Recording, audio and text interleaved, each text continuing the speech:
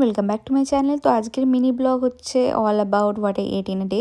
তো ফার্স্টে morning start করেছিলাম গ্রিন টি দিয়ে, দেন দুটো ওয়ালনাট ছিল আর পেস্তা ছিল। তারপরে আমি ব্রেকফাস্টে বানিয়েছিলাম স্যান্ডউইচ। তার জন্য ব্রেডটাকে হালকা বাটারে গ্রিল করে দেন দুটো সালামি গ্রিল করে ভেতরে দিয়েছিলাম, আর ছিল পোচেক। তো এই স্যান্ডউইচটা খেতে খুব ডিলিশিয়াস হয়, খুব ভালো খেতে হয়, আমার তো খুব পছন্দ এই স্যান্ডউইচটা।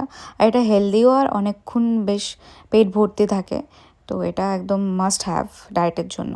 তারপর লাঞ্চের জন্য আমি বানিয়েছিলাম ডালিয়ার জন্য আমি হালকা মুগ ডাল ইউজ করেছিলাম আর অনেকগুলো ভেজিস ইউজ করেছিলাম, আর মশলা একদম খুব কম দিয়েছি বিকজ একটু হেলদি খাওয়ার চেষ্টা করছি।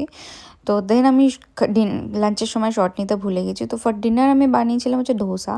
এই মিক্সচারটা দিয়ে ধোসা বানালে খুব টেস্টি খেতে হয়। তো দেন ধোসার বানানোর পর এই যে সকালের ডালিয়াটা, এটা আমি শর্ট নিয়েছি। দেন ছিল সোয়াবিনের তরকারি। তো রাতের ডিনারটাও খুব ভালো ছিল। For more such videos please subscribe to my channel.